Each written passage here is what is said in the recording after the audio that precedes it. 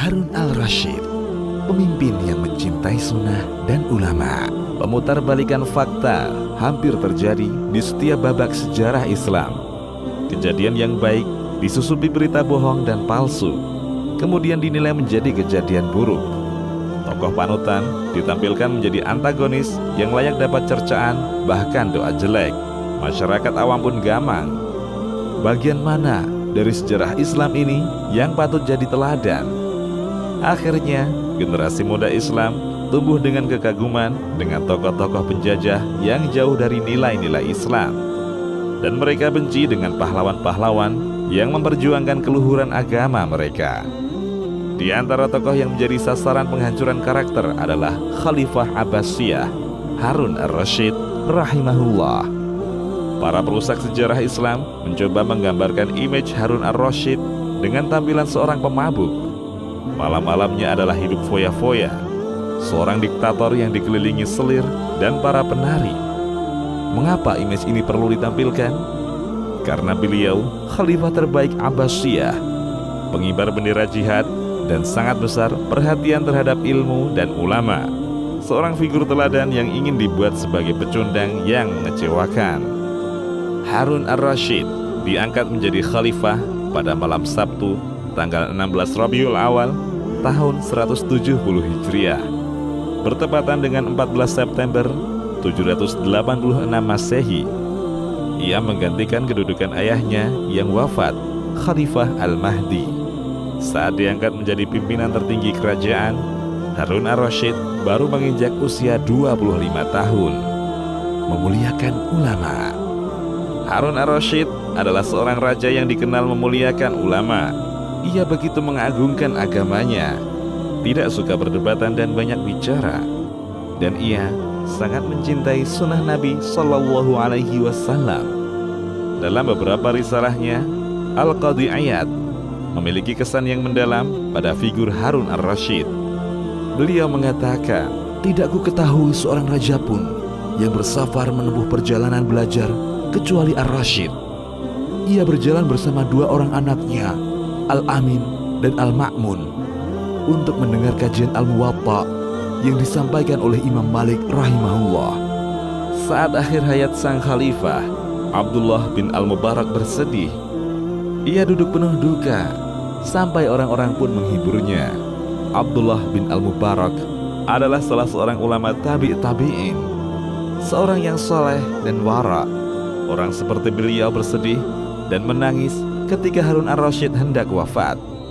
Abu Muawiyah ad-Darir mengatakan, "Tidaklah aku menyebut Nabi Sallallahu Alaihi Wasallam di hadapan ar-Rasyid, kecuali beliau mengucapkan salawat untuk junjunganku.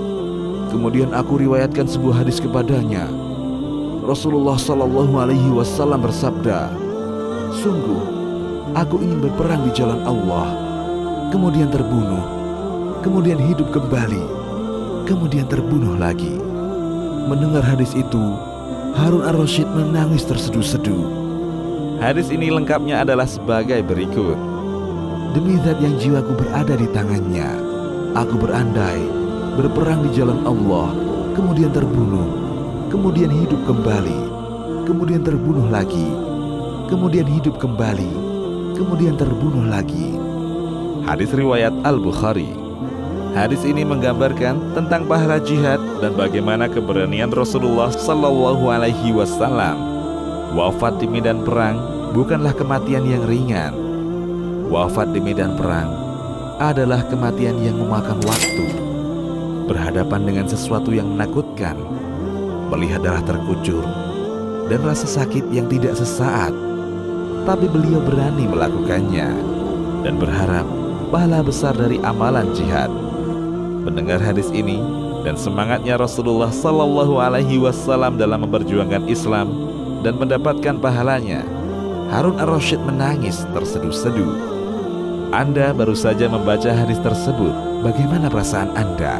Apakah pada bacaan pertama Anda merasakan apa yang dirasakan Harun ar-Rasyid? Anda mengalami seperti apa yang ia alami? Dari sini barulah kita bisa membedakan antara cinta kita dengan Rasulullah dan hadis beliau. Beda dengan cintanya Harun ar-Rasyid kepada Nabi dan hadisnya.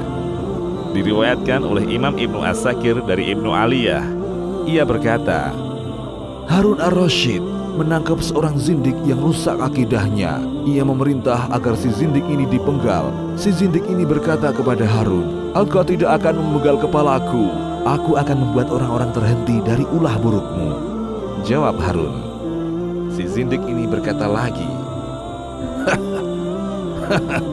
apa yang bisa kau lakukan terhadap 1000 hadis yang telah kupalsukan atas nama Rasulullah Sallallahu Alaihi Wasallam? Semua hurufnya telah terucapkan. Ia menakuti Harun, kalau dia mati, siapa yang bakal menunjukkan hadis-hadis palsu yang telah beredar itu? Karena dia yang membuat, dia pula lah yang tahu mana ucapan-ucapannya. Tapi Harun ar-Rasyid tidak mengubris tawarannya. Dengan percaya diri ia menjawab, apakah kau tidak tahu, wahai musuh Allah, tentang keahlian Abu Ishaq al-Fazari dan Abdullah bin al-Mubarak? Mereka akan menelitinya dan menilainya huruf per huruf. Sanjungan ulama. Para ulama memuji Khalifah Harun ar-Rasyid atas keadilannya dan kesolehannya. Fudail bin Iyad rahimahullah berkata, tak ada seorang pun yang kematiannya lebih kutangisi dibanding kematian Amirul Mukminin Harun. Aku berandai kalau Allah mengambil jatah usiaku untuk ditambahkan pada usianya. Murid-murid Fudail bin Iyad berkata, kami menganggap bahwa ucapan beliau hanya sanjungan berlebihan terhadap Harun ar-Rasyid. Ketika Harun wafat, kemudian muncullah fitnah.